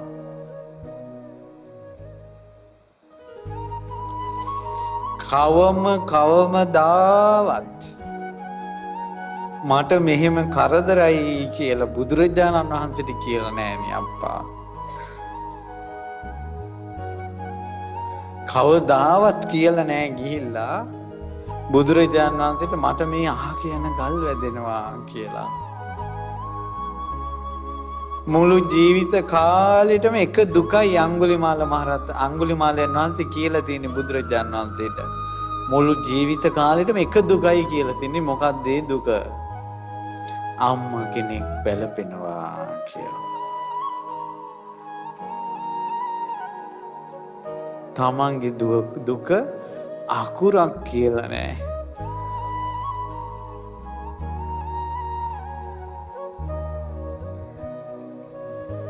අකුරක් කියලා නෑ. උන්වහන්සේගේ උදානේ තියෙනවා ගාථා. ඒක ගාථාවක නෑ තමන්ට වෙන අසාධාරණ කන්දක එකක් නෑ. උන්වහන්සේ කියනවා ඉස්සර මම අහිංසක විද්දින් තමයි අඟුලිමාල කිව්වේ. ඉස්සර නම අහිංසක. නමුත් අඟුලිමාල කිව්වා.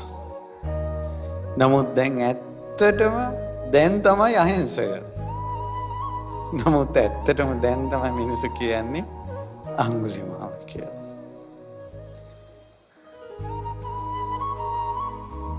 බලන්න අපේ ජීවිතය ආපස්සට හැරිලා වැඩිපුරම දුක් කියලා තියන්නේ අනිත් අයගේවද අපේවද? අපේ දුක ලෝකෙට කියලා. අන් අයගේ දුකට පිහිට වෙච්චේවා අඩුයි. තමන්ගේ දුක ලෝකෙට මිනිස්සයාට කියනවා. බැන්ද දාඳලා මිනිහට තමන්ගේ දුක කියනවා. මිනිහාට නම් නෙවෙයි ඒවා තේරෙන්නේ. කම්මලේ බල්ලාට අර මොකද්ද සද්දේ වගේ. තමන්ගේ දුක අම්මයි තාත්තට කියනවා, නැන්ද මාමලාට කියනවා, සහෝදරයන්ට කියනවා, දරුවන්ට කියනවා. මොනවද ලැබුණ විසඳුම් කියලා වචනවල දියාරු කොල්ල යවුවා. අපි පුරුදු වෙලා තියෙන දුක ඇතුලේ හංගා ගන්න නෙවෙයි. දුක වචන වලින් දියාරු කරන්න.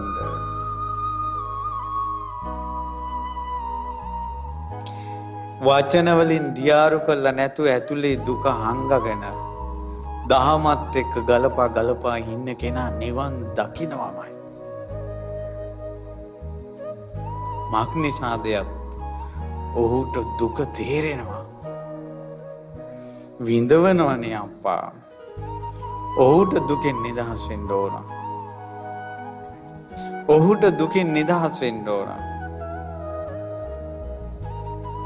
ඔහු තෙල් කලයක් ඔළුවේ තියාගෙන තෙල් බින්දුවක් බිම වැටුනොත් උඹව කපනවා කියලා වදකේ පිටිපස්සෙන් එද්දී ජනපද කල්යාණි නැටුවත් ඒ දෙස නොබලාම යනවා වගේ දුක තමා තුලින්ම පෙනෙන්න මේ ලෝකේ කොච්චර විගඩන් තිබ්බත් දහම නෑ අතාරින්නේ ඔහු.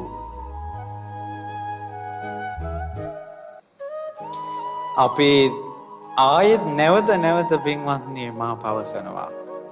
නැවත පවසනවා. අපේ ජීවිතවල තියෙන්නේ දුක වචන වලින් දියාරු කරලා දානවා. දුක ඇතුලින් විමසා කලකිරින්නේ නැහැ. මිනිස්සු නිසා කොච්චර ස්ත්‍රීන් දුක් විඳිනවද? කාමයේ නිසා කොච්චර මේ සත්වයා දුක් විඳිනවද? මොහොතක් සිතන්න පින්වත්නි, කන් හැන්දක් තරම්වත් මොලයක් තියනවා නම් මේ හිතේ රාගය කියන එක ඇති නොවුනා නම් අපි කොච්චර පිරිසිදු අයද? කොච්චර පාරිශුද්ධ අයද? කොච්චර පූජනීය අයද? මේ හිතේ රාගය කියන එක බිඳුවක්වත් ඇති උනේ නැත්තම්, රාගය කියන කෙලෙසේ ඇති වෙලා මේ හිත ගන්ධසාර කොලා, ගොඩාක් ජරා කළා, තුච්ඡ සිතිවිලි මේ හිතට ආවා. නිරේට ඇදලා දාන දේවල් සිද්ධ වුණා. තිරිසන් සිතිවිලි ආවා. තිරිසන් ලෝකෙට ඇදලා දාන ඒවා සිද්ධ වුණා. හීන සිතිවිලි හිතට ආවා. හීන ලෝකවලට වැටෙන කර්ම සිද්ධ වුණා. රාගය කියන එක හිතේ ඇතිවෙච්ච නිසා චික් මෙහෙමත් රාගයක් කියලා පිළිකුල් කර ක්ලේශ වලට ගරහා යන අය නිදහස් වෙනවා. කෙලෙස් වලට ගරහා යන අය නිදහස් වෙනවා. ඉතින් අඟුලිමාලයන් වහන්සේ දුක් තමා තුළින් විමසූ දුක් වචනේ දියාරු නොකරපු මුනිවරයා දුක් වචන වලට ගත්තේ නෑ. ඉවසලා හිටියා. දෙයනේ මොන වගේ අඩුවක් වෙලාද මේ? මොන වගේ අඩුවක් වෙලාද? සිංහා කකා හිටපු කෙනෙක්ද මේ? මා හැඩි දැඩි ජව සම්පන්න තරුණ කෙනෙක්. නෑ සිරසේ ගලක් වදිද්දී හැරිලා නම් බලන්නේ. එහි මුනිවරයා අඟුලිමාල පින්වත්නි, ඇඟිලිවලටම ඇහැ ගියපු, කඩුව අතට ගත්තට පස්සේ බෙල්ලට ගහන්නම ඇහැ ගියපු කෙනා හිත හදාගෙන මහ පොළොවක් තරම් හවිහත්තියව මහ පොළොවටම යොමු කරපු net ඇතිව තමයි උන්වහන්සේ වඩින්නේ. නෑ බලන්නේ හැරිලා අඟුලිමාල. උන්වහන්සේ වඩිනකොට දෙවිවරු දෙපැත්තේ දන ගහගෙන ඉන්නවා කියනවා. හැරිලා බලන්නේ කියනවා. වනේට ගිහිල්ලා හුදකලාවේ වසන නිහඬ මුනිවරයා අඟුලිමාල. ඒ අඟුලිමාල උත්තමයන් වහන්සේ ජීවිතේ පිදුවොත් ඒ අඟුලිමාල උත්තමයන් වහන්සේගේ නම මන්ත්‍රයක්සේ හදවතේ ජප වුණොත් ඒ හිතට නම් නෑ වදින්නේ අදිවුණියක් කවදාවත්. එච්චර ඒ නාමේ බලවත්. ඒ මුනිවරයා ගැන හිතන එක එච්චර බලවත්. ඒ අඟුලිමාල මුනිදුන්ගේ ළඟ දන ගහලා නාමේ එච්චර අනුභව නම් උන්වහන්සේගේ ධාතුන් වහන්සේ නමක් ලැබුණොත් ඒ ධාතුන් වහන්සේට වැන්දොත් මොහොතක් මා කියන්න අතීතේ වෙච්ච දෙයක්. එක්තරා දිව්‍ය රාජයෙකුට කල්පනා වුණා මා අද රහත් මුනිවරයෙකුට වඳින්න ඕන කියලා. නාන්සේ දිව්‍ය ලෝකෙන් චුත වෙලා මුනිවරු ඉන්න වනේ පහළ වුණා. ඒ දෙවියා පින්වත්නි දෙවියා දැක්කා කියනවා මුළු වනයේම ඇත්තු ගල් ගැහිලා ඉන්නවා කන් සොලවන්නේ වතුරේ ඉන්න මාළුවෝ පීනන්නේ නැහැ. කුරුල්ලෝ පියඹන්නේ නැහැ. ඒ වනේ එක තැනකට වෙලා ඉන්නවා. සතා සර්පයා එක තැනකට වෙලා ඉන්නවා දරනලාගෙන. සුළඟත් අකමැත්තෙන් හමන්නේ. මේ මොන අම්තිරියක්ද කියලා බලාගෙන ඉන්නකොට අර නිල් වනයේ මැදින් මුනිවරයෙක් ආවා. නිල් පාට පළසකින් උඩට මත වුණ නිල් මැණිකක් වගේ මුනිවරයෙක් ආවා. ඒ උත්තමයා දැක්ක ගමන් ඇඟ වෙවුලන්න ගත්තා. දෙවියන්ගේ ඇඟ වෙවුලනවා. දිව්‍ය රාජවරුන්ගේ පවා ඇඟ වෙවුලනවා ඒ කෙනා දැක්ක ගමන්. කකුල් දෙක පොළොවට ඇලුනා උස්සන්න බෑ. ඊට පස්සේ හිතුණා මට වඳින්න ඕන කියලා හිතනකොට කකුල් දෙක බුරුල් වුණා. මොහොතක් ළඟට ගිහිල්ලා වැන්දා. මුනිවරයා නැවතුණා. වැන්දා. ඒ උත්තමයා සුවපත් වේවා කියන වචනේ පවසලා වැඩියා. මෝන දෙසවත් නෑ බැලුවේ. ඒ තමයි අඟුලිමාල මහරහතන් වහන්සේ. අර දිව්‍ය රාජයා වඳිනකොට අඟුලිමාල මහරහතන් වහන්සේට නලල ගෑවිලා මහ පොඩ ඇඟිල්ලේ. ඒ දිව්‍ය රාජයාට පුළුවන් කියනවා ඒ නලලින් ගහලා හිමාලයේ කුඩු කරන්න නල්ලට දැනෙන්නවත් නැහැ කියනවා. අඟුලිමාල මොනදුන්ගේ මහ පොඩ ඇඟිල්ල ස්පර්ශ වුණ නිසා. අපිට කොච්චර මුනිවරු ඉන්නවද?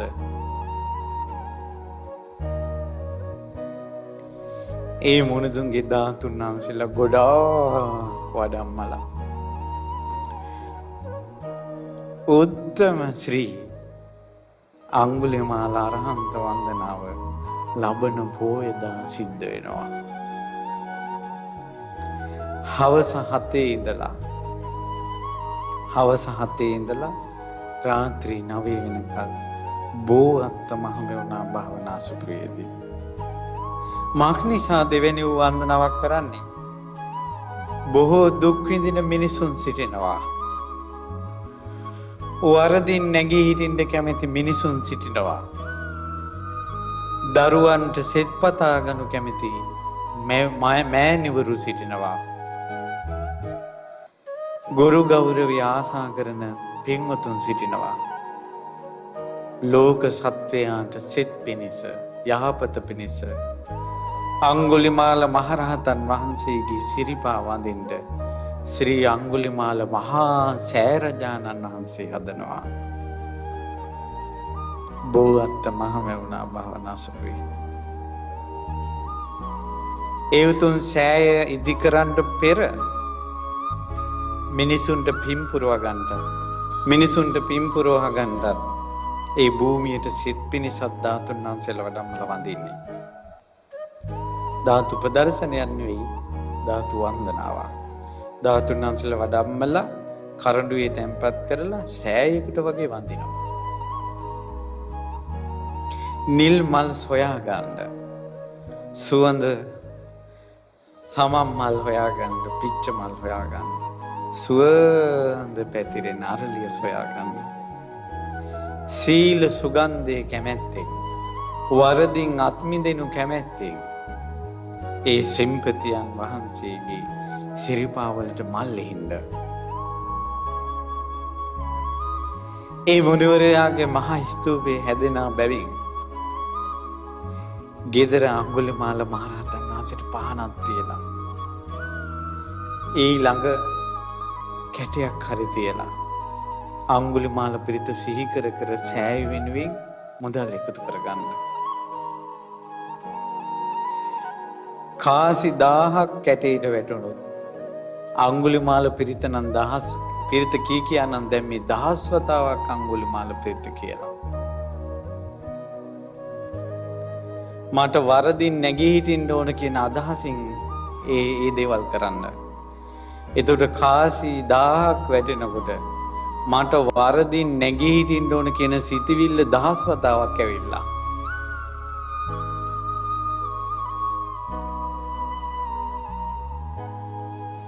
ශෝක කරන්න එපා.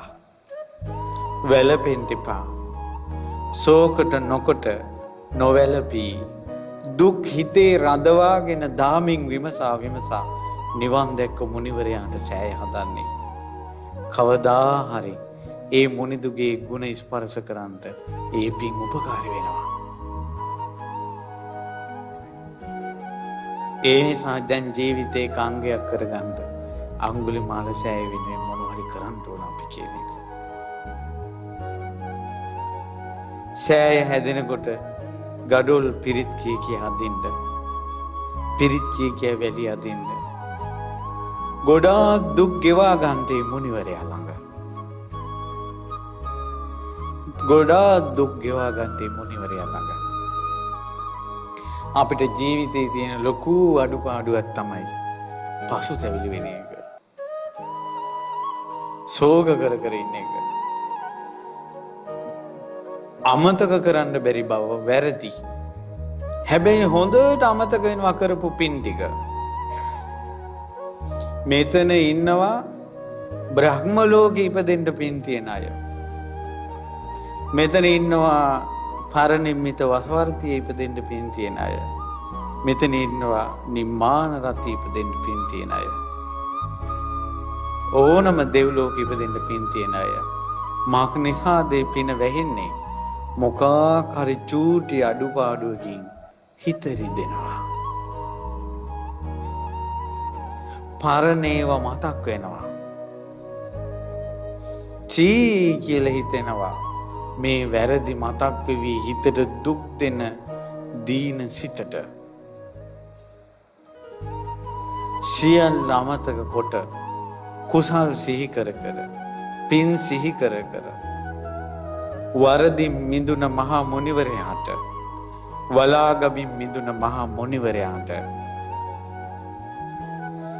දුක් වචනේ පා නොකොට දුක් නුවණින් විමසා ගෙවාගත් මුනිවරයාට වරදින් නැගී හිටින්න කෝටි ගානකට ආශිර්වාද කළ මුනිවරයාට කල්පයක් පවතින තේජස පවතින මුනිවරයාට මෛත්‍රී බුද්ධ ශාසනයේද මෛත්‍රී බුදුරජාණන් වහන්සේ පවසනු ඇත. පින්වත් මහණෙනි, අතීතයේ ගෞතම බුදුරජාණන් වහන්සේට අඟුලිමාල නම් වූ ශ්‍රාවකෙක් හිටියා කියලා. කල්පයක් රැව් පිළිරැව් දෙන නාමයේ අඟුලිමාල. ඉතින් ඒ උත්තමයන්ගේ ශ්‍රී නාමයට බඳින්න මහා ස්තූපයට එකතු වෙන්න පින් පුරව ගන්න. වරදින එක නෙවෙයි පින්වත්නි, පුදුමේ වරදින් නැගී හිටින එක. අපි අද කාලේ පොඩි උන් මෙහෙමයි පොඩි කියලා මෙහෙමයි කියලා අම්මෝ මෙහෙමත් එවුන් ඉන්නවද කියලා හිතෙනවනේ. පුදුමයක් නැත. ඒ තමයි සසර. ආයුෂ අඩු වෙනකොට සිද්ධ වෙන දේවල්. පුදුමේ තමයි ඔය අය අතරින් බඹසර රකින්න අය. ඔය අය අතරින් ජරාවට ඇබ්බැහි නොවුන ජීවිත. පුදුමේ. කලින් වැරද්දට යොමු වෙලා ඉඳලා වැරද්දෙන් නැගී හිටිය අයයි පුදුමේ. වලාකුලකින් සඳ මිදෙන එකයි පුදුමේ. හඳමයි. ප්‍රශ්නේ වලාකුල. වලාකුලෙන් හඳ මිදුන එකයි පුදුමේ. ඒ නිසා ඔබගේ ජීවිතේ පුදුමේ ඔබ වරද්දට ගිහිල්ලා තියෙනවා නම් ඒක නෙවෙයි පුදුමේ. ඒකෙන් නැගී හිටිච්ච දේ. යම් කිසි කෙනෙක් වරද්දට යොමු වෙලා ඉඳලා ඒ වරදින් නැගී හිටියාද ඔහු ප්‍රාතිහාරයක් පෑවා හා සමානයි. ඉර්ධියක් පෑවා හා සමානයි. වරදින් මිදුන එක. ඒකට ලොකු හයියක් වෙයි. ලොකු ශක්තියක් වෙයි. ලොකු බලයක් වෙයි. අඟුලිමාල මොනිදුම්ගේ සිරිපා ළඟ වැද්ද වැටෙන එක. අද ඉඳලා මේ ශ්‍රී නාමයට වන්දනා කරන්න. ඒ උත්තමයාගේ සත්‍යක්‍රියාව සිහි කරන්න. අපට ද අකුසල් වලින් ගැලවිලා අකුසල් පිළිකුල් කරලා කුසල් උපදවා ගන්න ජීවිතේ කුසලයේ පිහිටුවාගෙන ගෞතම බුද්ධ ශාසනයේ වාසනාව ගන්න පතන්න. ඒ සඳහා අපට භාග්‍ය සැලසේවා. කියන්න මේ විදිහට හඬ නගලා සියලු සතුන් හට අනුකම්පා ඇති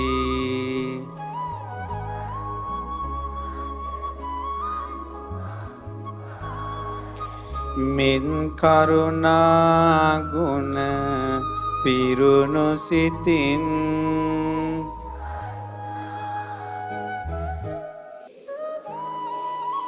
වැඩ සිටි අඟුලිමාල තෙරුන් හට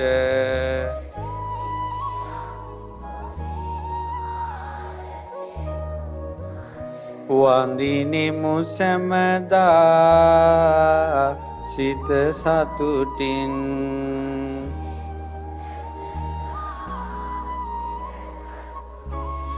මනවින් ඉඳුරන් දමනය කොට නීති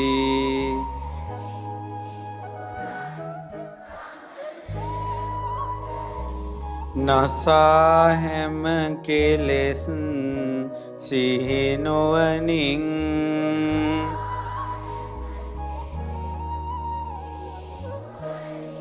වැඩ සිටි අඟුලිමාල තෙරුන් හට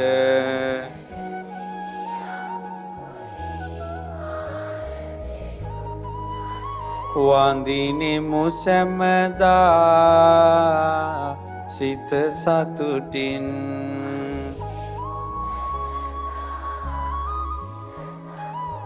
ලී වඩුවන් ලී නමන ලෙසින්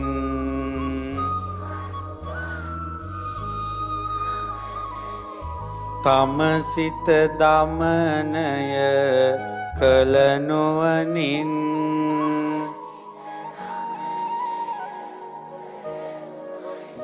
වැඩ සිටි අඟුලිමාල තෙරුන් හට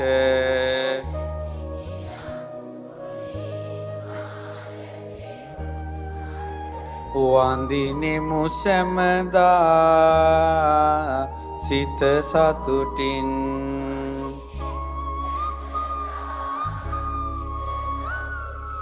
වඩුවන් ඊ ඇද හරින ලෙසින්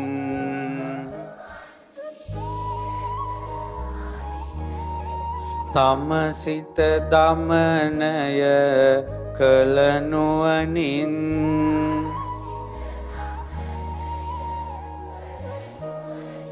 වැඩ සිටි අඟුලිමාල තෙරුන් හට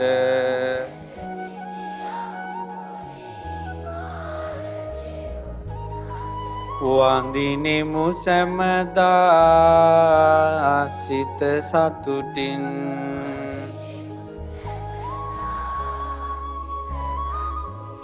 බයක් සැකං කිසි නොමැති සිතින්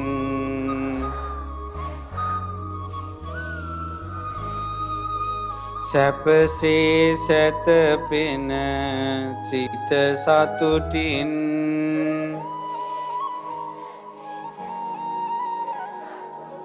වැඩ සිටි අංගුලිමාල තෙරුන් හට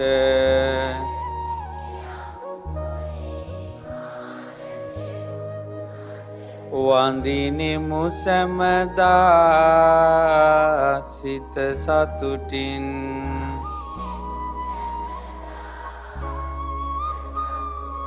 ඉවසන ගුණයෙන් පිරුණු සිතින්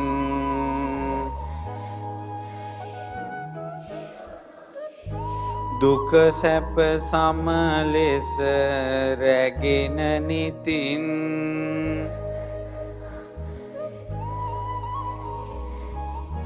වැඩ සිටි අංගුලිමාල තෙරුන් හට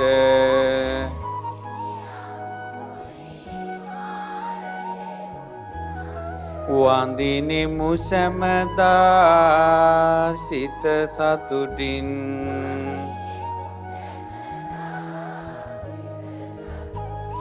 දරුවදනා දුක උහුලනු නොහැකිව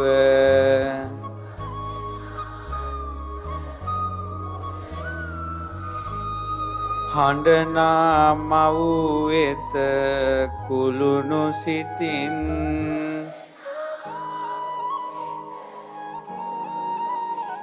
සෙත් පතමින් සැප සුවය සැදූ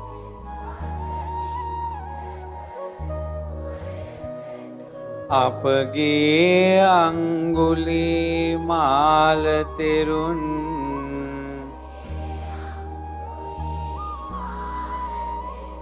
වඳිනෙමු සැමදා සිත සතුටින්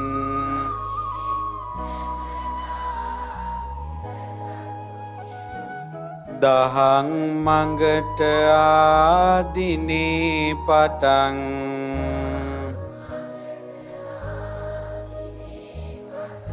කිසි සතෙකුට නොකළෝ හිංසා අපගේ අංගුලිමාල තෙරුන්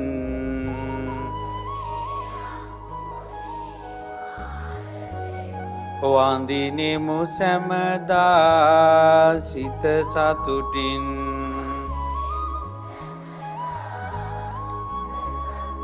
ඒ අපගේ භාග්‍යවත් වූ අරහත්නෝ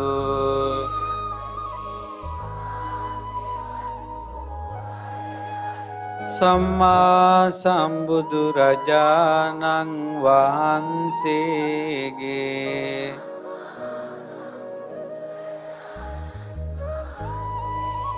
මහා ශ්‍රාවක වූ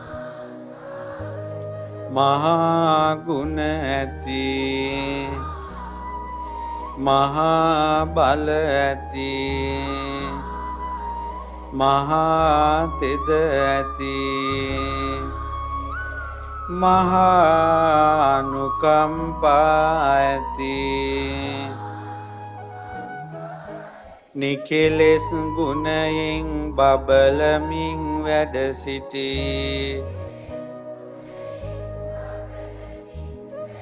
සුපටිපන්න වූ උජුපටිපන්න වූ ඥාය පටිපන්න වූ සාමීචි පටිපන්න වූ අපගේ අංගුලිමාල මහරහතන් වහන්සේ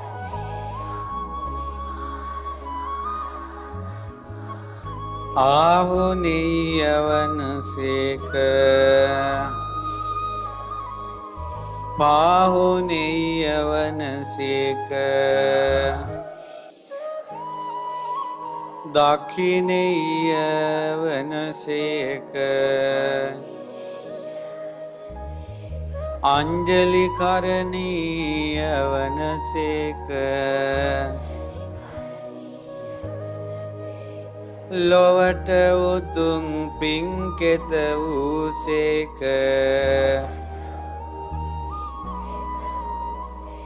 වලා ගැබින් මිදුන සඳවැනි අපගේ අංගුලිමාල මහරහතන් වහන්සේට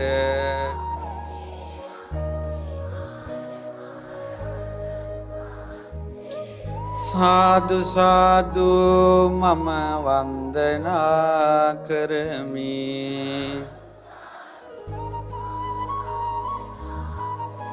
මාගේ වන්දනාව වේවා. සාදු සාදු සාදු සාදු. අංගුලිමාල මහරහතන් වහන්සේගේ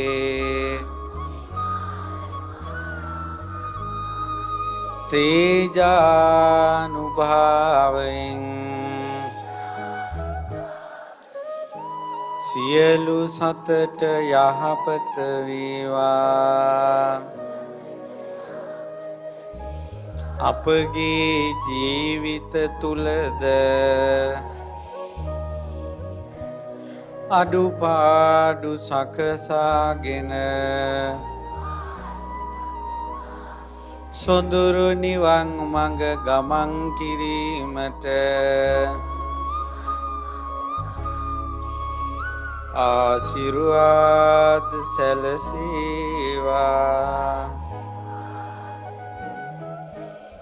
පරිත්තං යං බනන්තස්ස නිසින්නන්තාන දෝනං උදකම්පි විනාසේති සම්බමේව පරිස්සයං සොත්තිනාගම්බ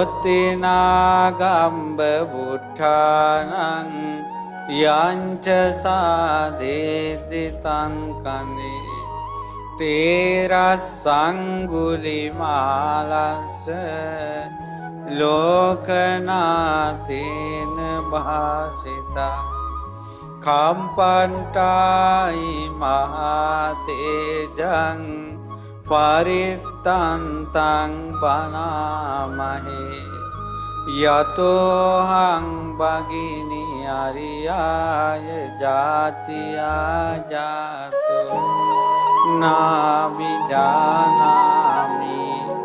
සංචින්ච පානං ජීවිතාවෝරෝපේතා තේන සංචේන සොන්තිතේ හෝතු සොන්ති ගම්පස්සාති